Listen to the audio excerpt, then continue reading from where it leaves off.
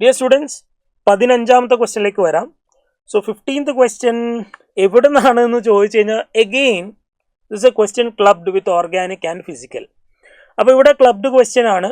അതായത് ചോദ്യം ഫ്രെയിം ചെയ്യപ്പെട്ടിട്ടുള്ളത് നമ്മുടെ നിങ്ങൾ നോക്കുക, ഇപ്പം ബ്രോമിനേഷൻ അല്ലെങ്കിൽ ഫിനോളിലാണ് എന്ന് നമുക്ക് പറയാം അല്ലെ. 2,4,6 ട്രൈബ്രോമോ ഫിനോളിനെ കുറിച്ചാണ്. പക്ഷേ അത് എക്സ്ക്ലൂസീവ്ലി ഫിനോൾ തന്നെയാണോ? അല്ല. ഫിനോളുടെ ഫ്രെയിം വർക്കിൽ അവർ ക്വസ്റ്റ്യൻ ചോദിച്ചിട്ടുള്ളത് ഫിസിക്കൽ കെമിസ്ട്രിയിലേക്കാണ് കൊണ്ടുപോയത്. അതായത് മോൾ കൺസെപ്റ്റിലേക്കാണ് ക്വസ്റ്റ്യൻ കൊണ്ടുപോയിട്ടുള്ളത്. ഇവിടെ നമ്മളോട് പറഞ്ഞിട്ടുള്ളത് എന്താണ്?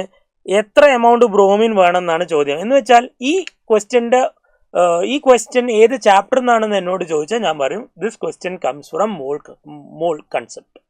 ഓക്കെ, അതായത് some basic concepts of chemistry എന്നാണ് ഈ ക്വസ്റ്റ്യൻ വന്നിട്ടുള്ളത്.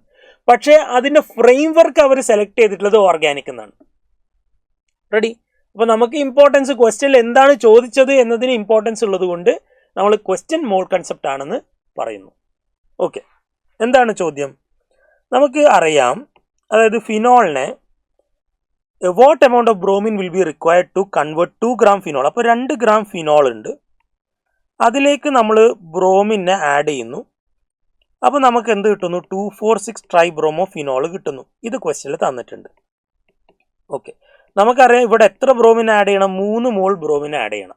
കാരണം ഈ ഒരു കൺസെപ്റ്റ് 3 ബ്രോമിനാണ് ആഡ് ചെയ്യേണ്ടത്. 3 സ്ഥലത്ത് ബ്രോമിനേഷൻ നടക്കുമ്പോൾ 3 മോൾസ് ഓഫ് ബ്രോമിൻ ആഡ് ചെയ്യണം എന്നുള്ള കൺസെപ്റ്റ് നമുക്ക് റിയാക്ഷൻ അറിയുന്ന ഒരു കുട്ടിക്കേ പറയാൻ പറ്റുള്ളൂ.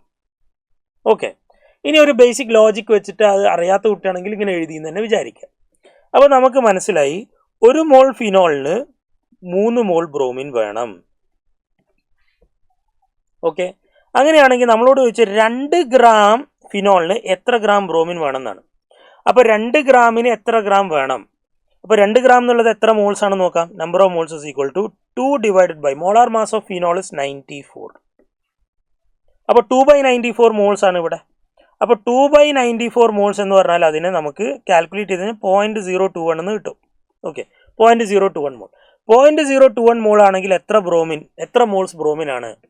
അപ്പോൾ ഇത് ക്രോസ് മൾട്ടിപ്ലൈ ചെയ്താൽ 3 × 0.021 എന്ന് പറയുമ്പോൾ 0.063. അപ്പോൾ 0.063 മോൾ ഓഫ് ബ്രോമിൻ ആണ്. അങ്ങനെയാണെങ്കിൽ വെയിറ്റ് ഓഫ് ബ്രോമിൻ എത്ര? Weight of bromine is equal to 0.063. ഒരു ബ്രോമിൻ്റെ Br2ൻ്റെ മാസ് എത്രയാണ്? 160. നമുക്കറിയാം 80 ആണ് ഒരു ബ്രോമിൻ ആറ്റത്തിൻ്റെ മാസ്. ഇവിടെ Br2 ആണ്. അപ്പോൾ 160 gram per മോൾ ആണ് അതിൻ്റെ ഒരു മോളുടെ മാസ്. അപ്പോൾ ഇത് മൾട്ടിപ്ലൈ ചെയ്താൽ നമുക്ക് കിട്ടും 10.22 gram. So the answer is